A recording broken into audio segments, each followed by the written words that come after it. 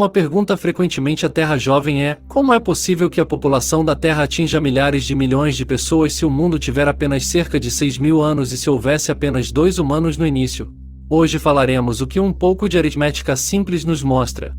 A aritmética simples e conservadora revela uma lógica matemática clara para uma era jovem da Terra. Vamos começar no início com um homem e uma mulher.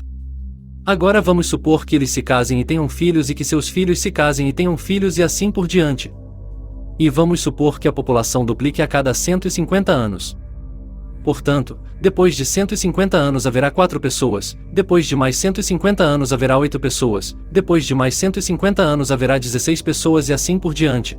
Deve-se notar que esta taxa de crescimento é, na verdade, muito conservadora. Na realidade, mesmo com doenças, fome e catástrofes naturais, a população mundial duplica atualmente a cada 40 anos ou mais. Após 32 duplicações, o que corresponde a apenas 4.800 anos, a população mundial teria atingido quase 8,6 mil milhões.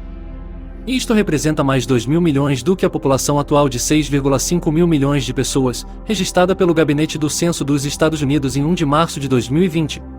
Este cálculo simples mostra que, começando por Adão e Eva e assumindo a taxa de crescimento conservadora anteriormente mencionada, a população atual pode ser alcançada dentro de 6.000 anos. Sabemos, porém, pela Bíblia, que por volta de 2500 a.C., há 4.500 anos, o dilúvio mundial reduziu a população mundial a 8 pessoas. Mas se assumirmos que a população duplica a cada 150 anos, vemos, mais uma vez, que começando apenas com Noé e a sua família em 2500 a.C., 4.500 anos é tempo mais do que suficiente para a população atual atingir 6,5 mil milhões. Os evolucionistas estão sempre nos dizendo que os humanos existem há centenas de milhares de anos. Se assumíssemos que os seres humanos existem há 50 mil anos e se utilizássemos os cálculos acima, teria havido 332 duplicações, e a população mundial seria um número impressionante, um número seguido de 100 zeros. A aritmética simples e conservadora revela uma lógica matemática clara para uma era jovem da Terra. De 2 pessoas, criadas há cerca de 6.000 anos, e depois das 8 pessoas, preservadas na arca há cerca de 4.500 anos, a população mundial poderia ter crescido ao ponto que vemos agora, mais de 6,5 mil milhões. Com uma tal população claramente possível e provável, em apenas alguns milhares de anos, poderíamos realmente perguntar se os humanos existiam há milhões de anos, por que é que a população é tão pequena? Esta é uma pergunta que os defensores da evolução devem responder. Quando Abraão nasceu, quantos anos tinha a Terra? Podemos saber a resposta com confiança? Sim, se Deus nos deu a informação que precisamos em Gênesis. E Ele tem. Mas reconhecê-lo requer leitura, escrita e aritmética, e mais um ingrediente crítico, em evitar a questão irrelevante de saber se as genealogias de Gênesis são abertas ou... Leia a última sentença de novo, é a chave para evitar confusão. Algumas pessoas assumem que os eventos históricos relatados nos primeiros capítulos de Gênesis não podem ser datados com precisão porque não podemos ter certeza se as listas genealógicas estão completas, fechadas, ou se saltam gerações e têm lacunas, e são, portanto, abertas. A questão é irrelevante porque os prazos dados em Gênesis são medidos pelo número de anos entre um evento e outro evento, independentemente de quantas gerações ocorreram entre esses eventos de suporte de livro. Por exemplo, Gênesis 5 horas e 3 minutos afirma que Adão tinha 130 anos quando Sete foi gerado. Quantos anos tinha Adão quando gerou Sete? Adão tinha 130 anos. Faz diferença se Sete era filho, neto, bisneto ou um descendente ainda posterior de Adão?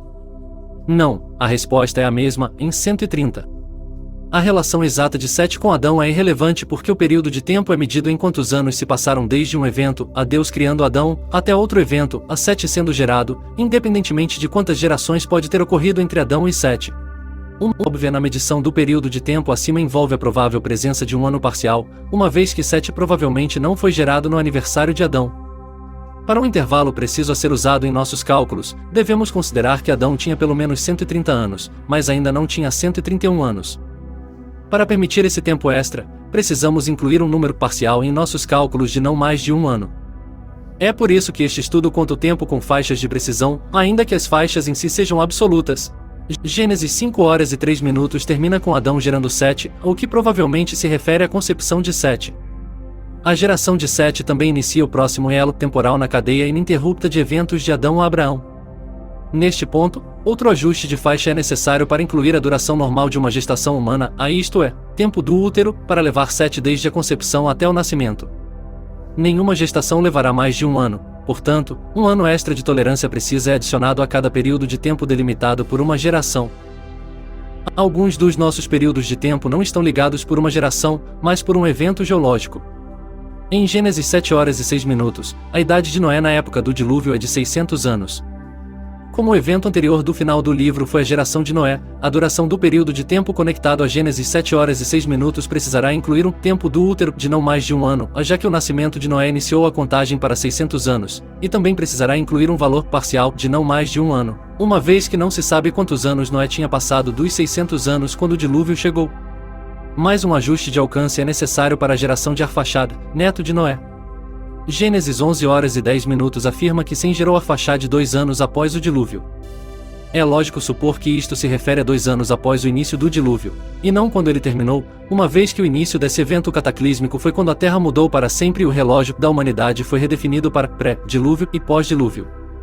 Portanto, este período contará 2 anos para este período, mais outra quantia parcial de não mais que um ano, uma vez que as escrituras não indicam quanto depois da marca de 2 anos Arfaxad foi gerado.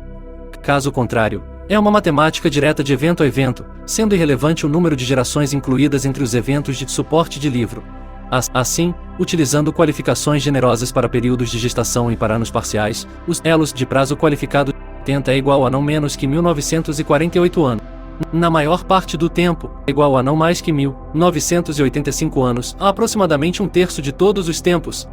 Não há nenhuma boa desculpa para duvidar destes dados da cronologia bíblica, especialmente porque estas ligações de período de tempo evento a evento se conectam todas em sequência, de modo que os argumentos genealógicos abertos versus fechados são irrelevantes. Portanto, o tempo terrestre total em anos desde a criação de Adão por Deus até ao nascimento de Abraão não pode ser superior a 1985 anos, embora seja provavelmente um pouco menos do que isso, mas não pode ser inferior a 1948 anos. Adicione 5 dias, e você terá a idade da Terra quando Abraão chegou aqui. Foi numa terra jovem onde Abraão nasceu, com certeza,